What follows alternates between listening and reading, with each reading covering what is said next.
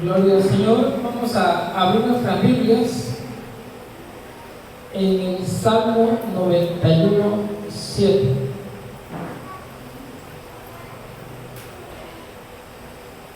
Salmo 91, 7.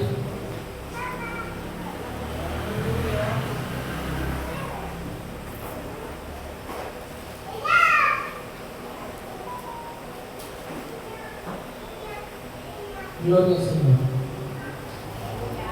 Libro de los Salmos, capítulo 91, verso 7. Dice así la palabra del Señor: caerán a tu lado 1000 y 10,000 a tu diestra, mas a ti no llegarán. Señor bendito, en esta hora pongo mi vida en tus manos y te pido que me guíes por medio del Espíritu Santo. Que tu palabra, Señor, sea para edificación en la vida de cada uno, Señor, de los que van a ver este mensaje.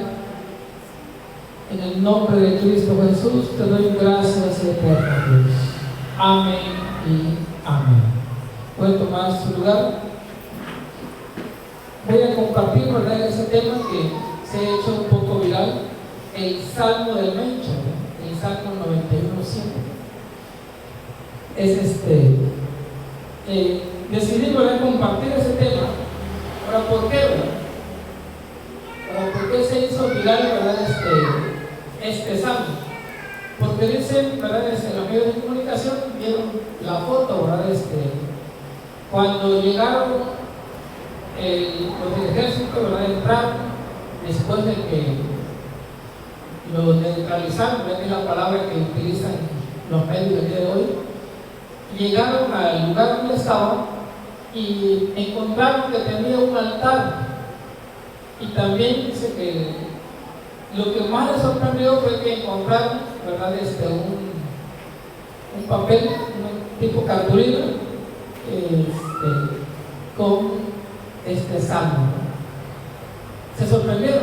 Dijeron, bueno, ¿y por qué, verdad? ¿Cómo es posible que alguien de ese nivel de persona, hablando de un nivel de maldad, no un nivel de clase social, sino alguien con tanta maldad en su corazón, ¿verdad?, una persona homicida, una persona que envenenó a millones y millones de personas, tuviera este pasaje del Salmo, ¿verdad?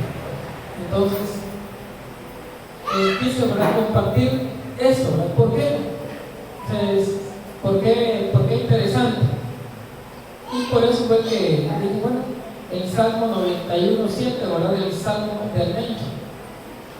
Ahora, esto que nosotros estamos viendo es algo que se está viviendo tiempos donde se ha adulterado la palabra o se ha prostituido la palabra de Dios, lo sagrado.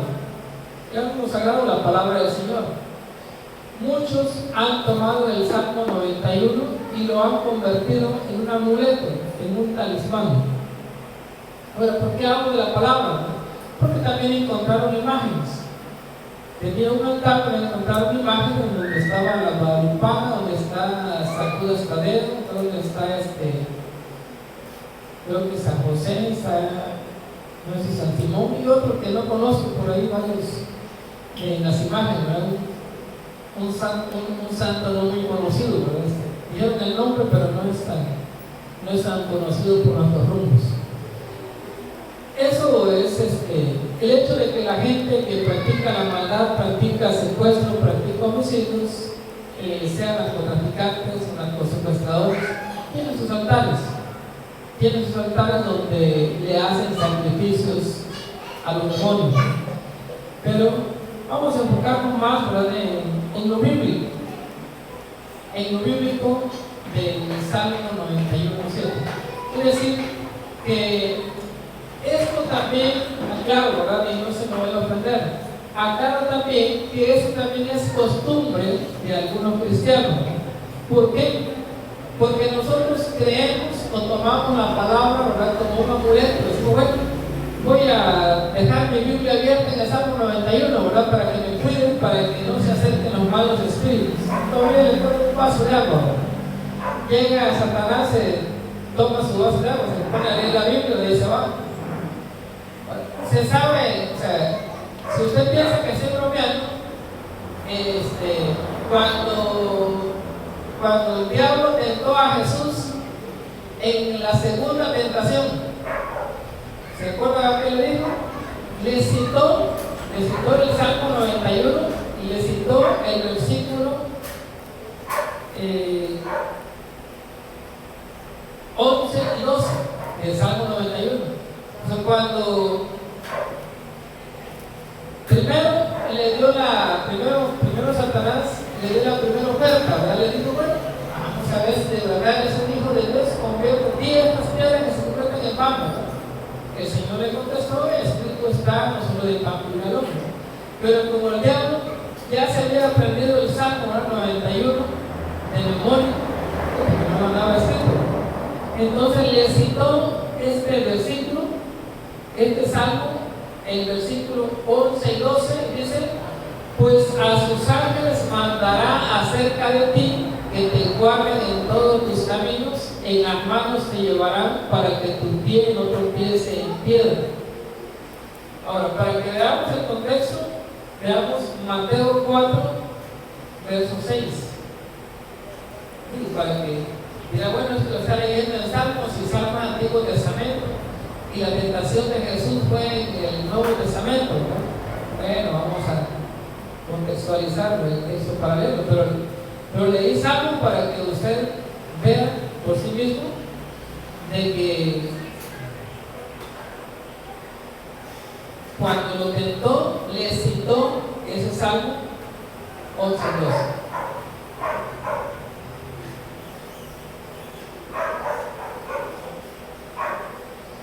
Ahora vamos con Evangelio de San Mateo. Bueno, vamos a contextualizar versículos 5 y 6 y 7, ¿verdad? Para ahí. Dice, Evangelio de San Mateo,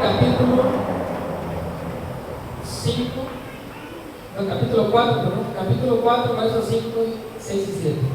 Entonces el diablo le llevó a la santa ciudad y le puso sobre el pináculo del templo y le dijo: si eres hijo de Dios, échate abajo, porque escrito está: a sus ángeles mandará acerca de ti, y en sus manos te sostendrán, para que no tropieces con tu pie en piedra.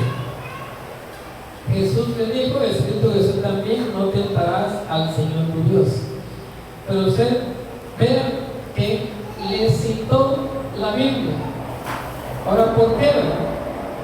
O sea, la Biblia sabemos muy bien que es la palabra de Dios y que la palabra tiene poder. Eso, ¿verdad? Nosotros como cristianos lo sabemos. Sabemos que la palabra del Señor es poderosa, pero tenemos que saber que no se puede y no se debe de creer en que la palabra del Señor se pueda usar como un amuleto, y que tampoco, ¿verdad? El hecho de que alguien diga, bueno, para que no se acerque al mal espíritu, dejo la Biblia abierta, ¿verdad? Y dejo su vaso de agua, tampoco es correcto. Cuando estábamos quizá en el mundo, o el catolicismo, a lo mejor lo hacían, pero usted está dentro del cristianismo, debe de saber que eso no funciona así. O sea, si usted deja la Biblia abierta, pues la va a llegar a leer y al rato el diablo va a saber más que usted. Entonces, cuando usted le cite la Biblia, también se la va a contestar. Entonces, no funciona así. Entonces, la Biblia, ¿verdad?, no es un talismán, ¿verdad?, no es algo que nosotros podamos usar. Y vemos cómo el mundo pone, ¿verdad?, la palabra del Señor al lado de los ídolos, o juntamente con los ídolos. El libro de este pasaje tenía el pasaje de la Biblia, ¿verdad?, en el altar, y tenían la imagen de la Guadalupe, San Judas, San Simón, San Pascual y otro más. Entonces, no funciona así. Y hay gente que piensa que con eso, ¿verdad? Activa una protección espiritual. O sea, pensar que al poner la palabra, al poner los ídolos, la gente va a recibir una protección de Dios, pero no es así. No funciona así en el reino de los cielos. Entonces nosotros podemos decir que la palabra de Dios no es un amuleto, no es protección, ¿verdad?, para los mundanos, para los homicidas, para los criminales, ni tampoco creer que la palabra de Dios sea permiso para pecar. Es decir, que alguien, bueno, como yo tengo la palabra del Señor, pero me cuida, me protege, hacer propio, ¿verdad?, de sano. Nosotros sabemos de que Dios puede hablar por medio de la palabra, y los teólogos le han llamado la palabra rema. Entonces, así se han denominado, ¿verdad?, la palabra rema. Y es cuando Dios le da a usted, ya sea en visiones, o bien sea en sueños, o en profecía, o simplemente le llega un pensamiento de un versículo bíblico. Entonces, si en un momento determinado, en un sueño le dicen, lee tal versículo, lee tal pasaje de la Biblia, o le da tal pasaje de la Biblia, a eso le han llamado palabra rema. ¿Y qué significa? Que es un versículo donde Dios le está contestando a usted. Si está pasando por una situación y le da un versículo bíblico, usted va a ese versículo y Dios le está dando respuesta a través de allí. Pero las personas están en comunión con Dios, no los mundanos. Para los mundanos, dice el Salmo capítulo 50, versículo 16.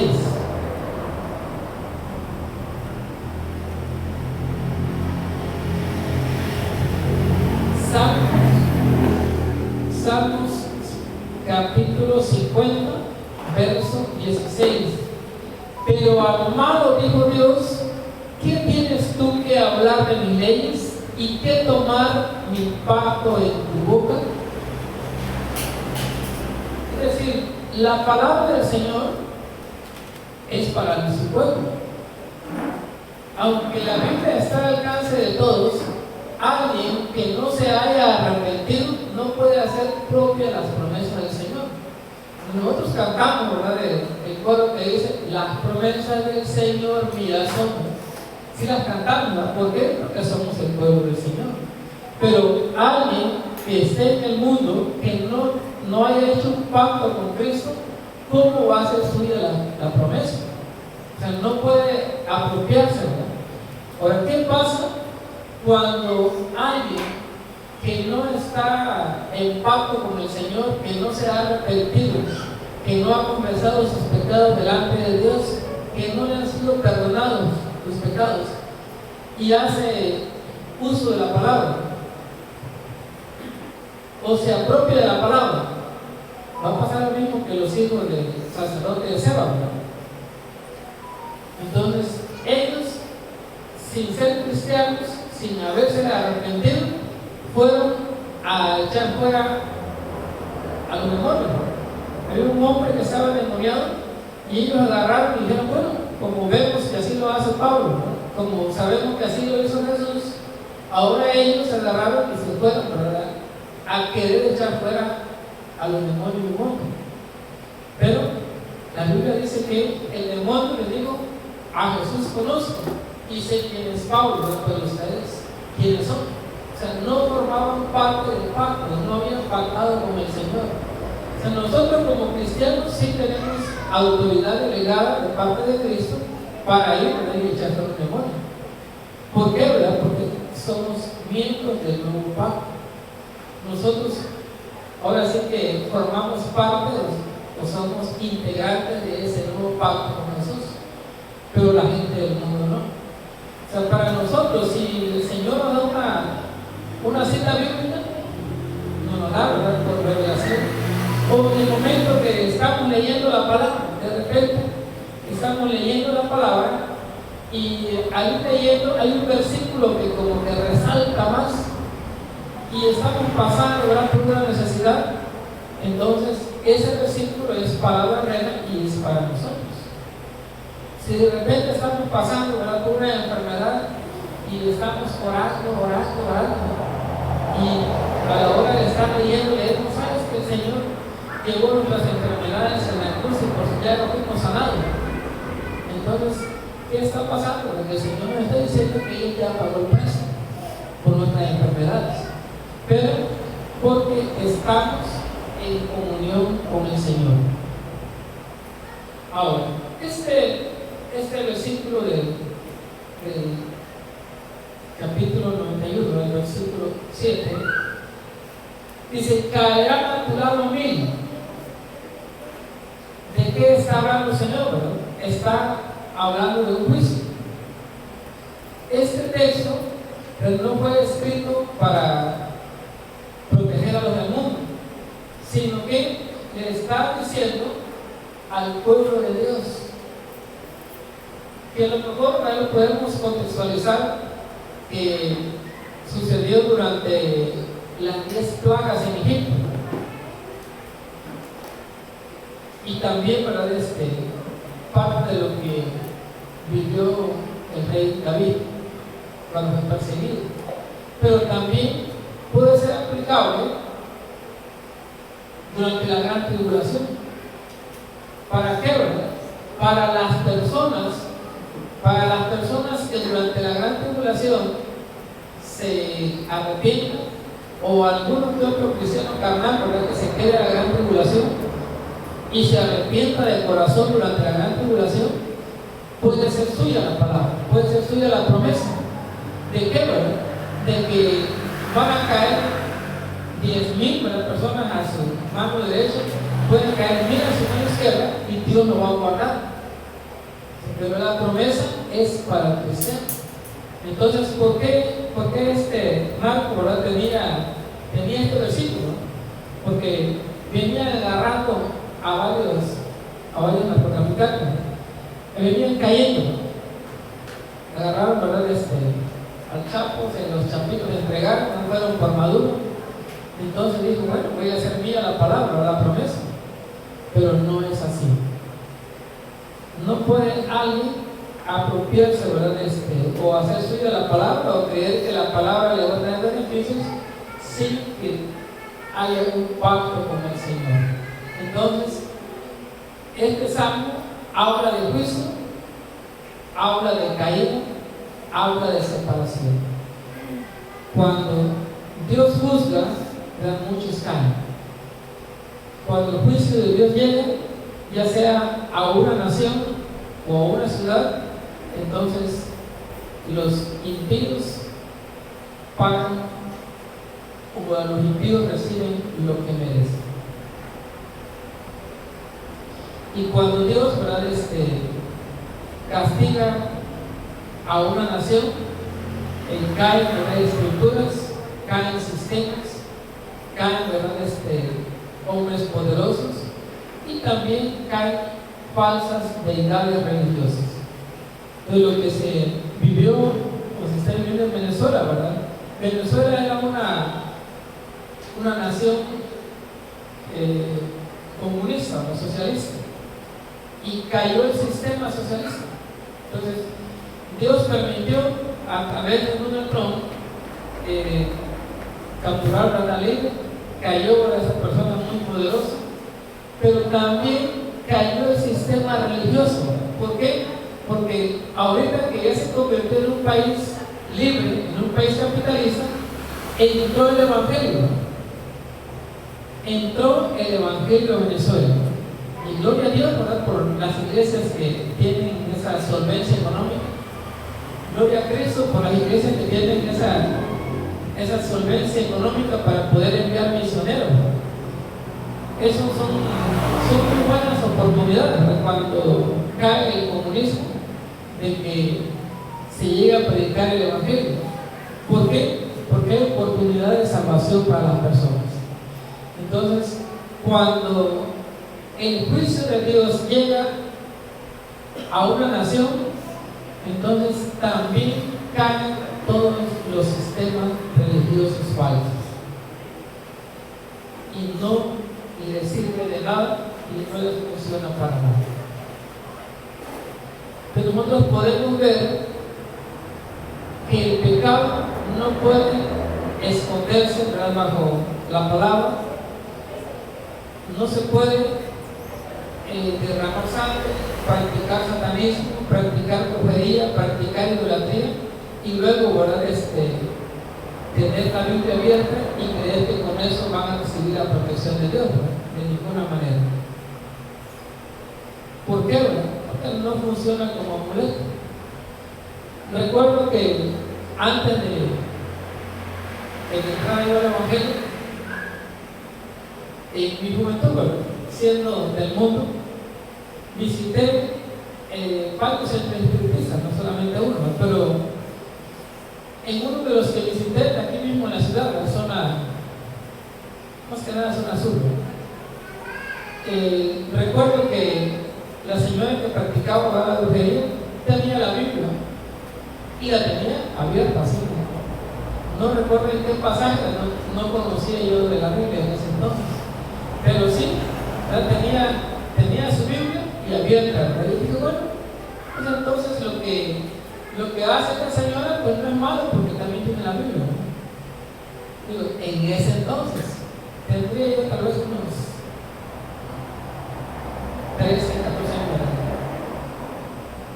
pero son cosas que impactan en nuestras vidas, ¿no? Hay cosas que quedan grabadas. ¿Por qué?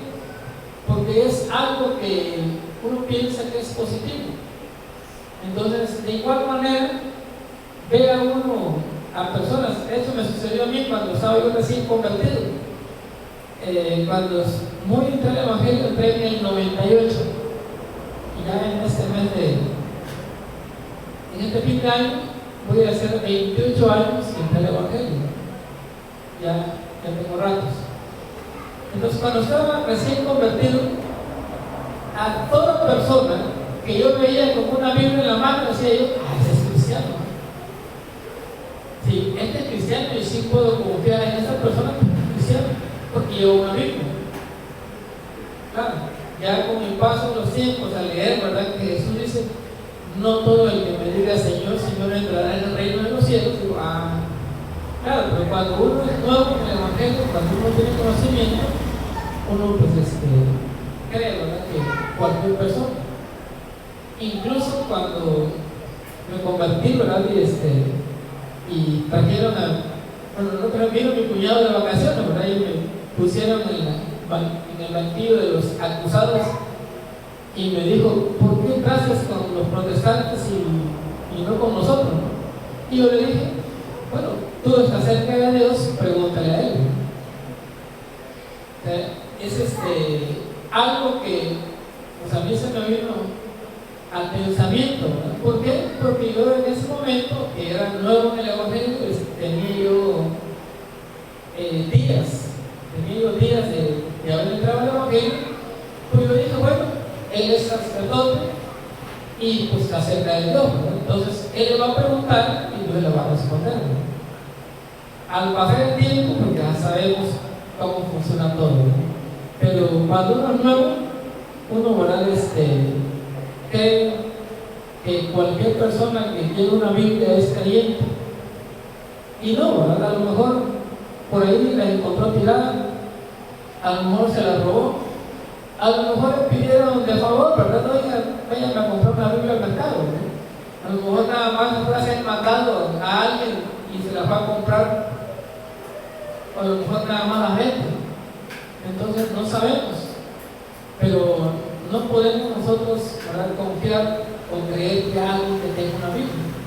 Entonces, este señor, ¿verdad?, que tenía el Salmo 91, 7 en un papel, a lo mejor lo recitaba, no sabemos, ¿verdad? A lo mejor tenía que recitar el Salmo 91, 7 durante 20 o 30 veces al día. Entonces, ¿por qué? Porque de igual manera la gente piensa que con repetir las cosas, Dios le va a contestar. Pero dijo el Señor, no por el mucho palabrerío, ¿verdad? Van a ser contestadas las oraciones. Entonces, este pasaje del Salmo 91:7, en el Salmo 91, versículo 1, establece la condición para que la persona, ¿verdad? Reciba la protección de Dios. Y dice el versículo 1, el que habita al abrigo del Altísimo morará bajo la sombra del Omnipotente. Es decir, el que habita no es el habitar no es nada más rezar, sino que es obedecer la palabra. Habitar, ¿verdad? No es que alguien se ponga, ¿verdad?, una imagen en el pecho o en el bolsillo, sino que habitar es rendirse al señorío de Dios, es decir, entregar mi voluntad. Como dijo Pablo, ya no vivo yo, mas Cristo vive en mí. Entonces, en el momento que yo ya no mando en mi vida, ya no hago lo que yo quiero, sino lo que Dios quiere que yo haga, en ese momento es habitar bajo el abrigo del Altísimo. En ese momento es vivir en obediencia, vivir para Él. Cuando alguien se somete a Dios, en ese momento va a recibir, o es entonces que va a recibir la protección de Dios, no antes. Entonces, no cualquier persona, sino que hay condiciones, y es que la persona viva para el Señor. Cuando la gente mezcla la idolatría con la Biblia, se produce un engaño espiritual. Entonces, las personas que tienen ídolos y tienen la Biblia, pues simplemente es un sincretismo espiritual, una combinación, una contaminación.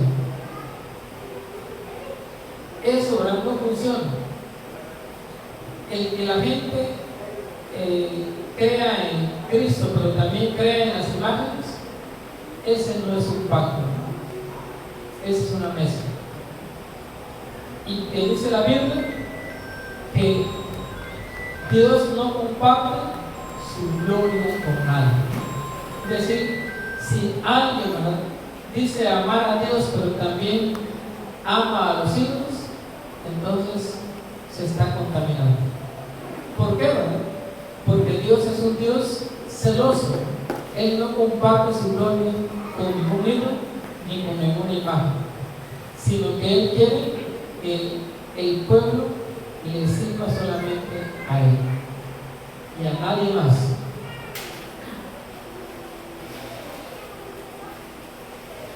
Sigue diciendo, ¿verdad?, la promesa del Salmo, mas a ti no llegará.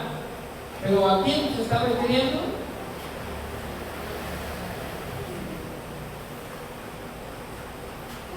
No le llegará a qué tipo de persona o para quién es la promesa. Dice, mas a ti no llegará.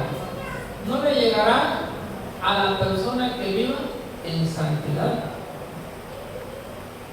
¿Por qué, verdad? Porque solamente los santos tendrán el reino por heredad.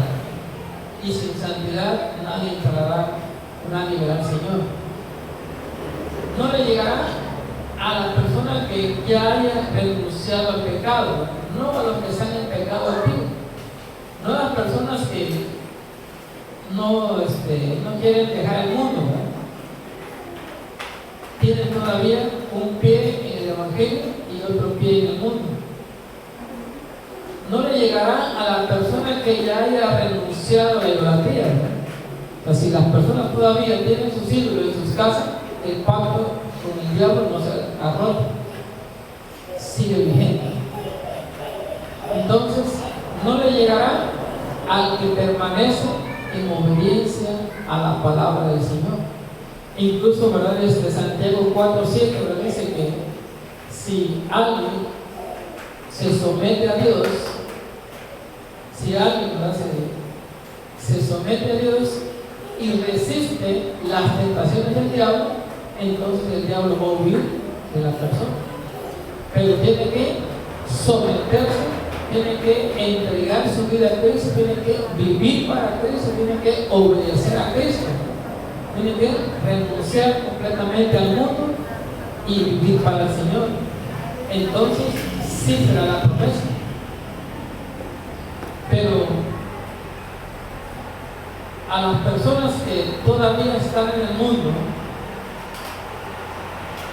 a las personas que están en pecado, sí les puede llegar el castigo. A toda persona que use el nombre del Señor en vano. Hay gente que usa en vano el nombre de Dios. Hacen promesas, hacen pactos, pide a Dios, pero sigue pecado. Entonces, si practican, ¿verdad?, la idolatría, pues de igual manera están en pecado. Si practican, ¿verdad?, santería, de igual manera, con la brujería, están en pecado y sí les llega el castigo de Dios. ¿Por qué? Porque Dios no es cómplice, ¿verdad?, de los pecadores. Dios no está de acuerdo con lo que hace la gente con los pecados que comete. Dios ama al pecador, por ello es que envió a su Hijo a morir en la cruz para salvar a los pecadores. Pero si el pecador no se arrepiente y muere en sus pecados, irá a la condenación eterna. Entonces, que nosotros podamos saber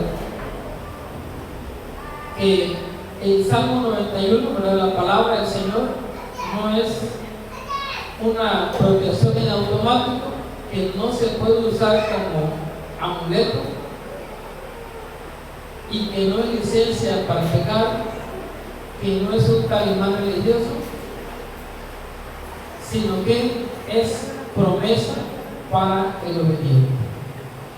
Es cobertura para el que vive en santidad solamente. Entonces, cuando venga el juicio de Dios, los santos serán apartados. Cuando los sistemas, ¿verdad?, religiosos se derrumben, el Señor guardará su pueblo, así como lo hizo en Egipto. Dios castigó a la nación egipcia, pero no sufrió nada ninguno de su pueblo. Pues Dios mandó, ¿verdad?, las plagas, pero a su pueblo lo libró. Él dijo, bueno, la ciudad, ¿verdad?, de Gosén, ahí no sufrirán ninguna consecuencia. Llegaron, ¿verdad?, las plagas de mosca, las plagas de piojos, llegó las tinieblas, llegó, ¿verdad?, el agua convertida en sangre, pero el pueblo del Señor tenía agua limpia, pero el pueblo del Señor tenía luz en sus casas, pero el pueblo del Señor no sufría ninguna plaga. Murió el ganado de los egipcios, pero el ganado del pueblo del Señor permaneció intacto. Entonces, la promesa es para el pueblo del Señor y para toda persona que se haya apartado del pecado. Pues si alguien no se ha separado del pecado, sino que sigue todavía practicando el pecado, pues de igual manera se va a quedar a sufrir por el pago juntamente con los impíos. Entonces, que nosotros podamos saber que Dios demanda una santidad sin la cual nadie le ve. Póngase de pie, y si usted tenía la costumbre de mantener su Biblia abierta, ¿verdad?, y creer que eso le sirve de protección, digo no. Lo que debemos de hacer para recibir la protección del Señor, ¿verdad?, es orar. Nosotros, ¿verdad?, en el momento que le oramos a Él y le pedimos, recibimos la protección. Pero hay que vivir en santidad. Hay que haber antes entregado su vida a Cristo. Antes la persona debió de haberse arrepentido, confesado sus pecados. ¿Para qué? Para que sea parte del nuevo pacto, sea miembro del nuevo pacto, sea nacido de nuevo, y entonces como hijo o hija de Dios ya tiene derecho a recibir los beneficios del Padre. Señor, te doy gracias por esta palabra y te pido que quede grabada en cada mente y en cada corazón. Padre amado, que tu pueblo, Señor, sepa que tu palabra, Señor, no es un amuleto, que tu palabra, Señor, no se puede ni se debe usar, que ningún impío, Señor, puede recibir las promesas de tu palabra. Sabemos, Señor, que tu palabra dice que ellos no tienen el derecho de tomar tu palabra en sus labios y que no pueden tomar para sí el pacto que es de tu pueblo. Gracias, Padre, por esta palabra, y te pido, Señor, que sirva para fortaleza espiritual, a fin, Señor, de que cada día aprendamos más y más y que seamos preparados, Señor, para el momento que seamos trasladados. En el nombre de Cristo Jesús, pongo, Padre, la vida de mi hermana en tus manos, que a través de tu Espíritu Santo, Señor, tú le des más fortaleza espiritual, que le sigas dando, Padre, esa fuerza para seguir adelante, para seguir orando y intercediendo por su casa, por su familia. En el nombre bendito de Cristo Jesús, te pido, Señor amado, por la vida de mi hermana, Señor bendito, dale la fortaleza que mi hermana necesita cada día, Señor. En el nombre de Cristo Jesús, ministro, Padre, en el fuego de tu Espíritu Santo, guarda, Señor, la vida de su hija, la vida de su mamá, de sus hermanos, Señor bendito, y que tú uses, Padre, la vida de mi hermana Elizabeth como un vaso de honra para tu obra. En el nombre de Cristo Jesús, pongo, Padre, la vida de mi hermana Bonnie en tus manos, la vida de su hija, de sus hijos, de sus nietos. En el nombre de Cristo Jesús, te pido, Señor amado, por la vida de su familia, líbralos del lazo del cazador y rompe toda cadena, Señor. Líbralos, Padre amado, y llénalos de esa paz que solamente tú puedes dar. Gracias, Padre, por la vida de mi hermana Renata, que a través de tu Espíritu Santo, Señor, guardes la vida de esta joven, que nunca se aparte de tus caminos, Señor, y que todos los días de su vida, Padre, ella pueda servirte, Señor. En el nombre de Cristo Jesús, te doy gracias, Señor, por la vida de mi hermana Lidia. Gracias, Padre, por la vida de ella. Pongo en tus manos, Señor, la vida de su familia. Que seas tú, Padre amado, cubriendo, Señor, con tu sangre preciosa. Líbrala, Padre, líbrala del lazo del cazador. En el nombre de Cristo Jesús, ministra, Padre, el fuego de tu presencia. Ministra, Padre, y toda carga, Señor, la depositamos, Señor, bajo la planta de tus pies. En el nombre de Cristo Jesús, toma, Señor, todo problema, toda aflicción, toda angustia, toda enfermedad. Sabemos, Padre, que tú llevaste nuestras cargas en la cruz y que pagaste el precio de nuestra libertad. Señor bendito, cubre, Padre, con tu Espíritu Santo la vida de mi hermano y dale, Señor, esa fuerza que ella necesita cada día. Gracias, Padre, por la vida de mi hermana Reina. Te pido, Señor, por la vida de su esposo, por la vida de su hijo, por la vida de los hijos, Señor. Guarda, Padre, a su familia en tus manos y fortalece, Señor, cada día. Dale, Señor, fortaleza y que ese ánimo no decaiga, sino que su fe, Señor, permanezca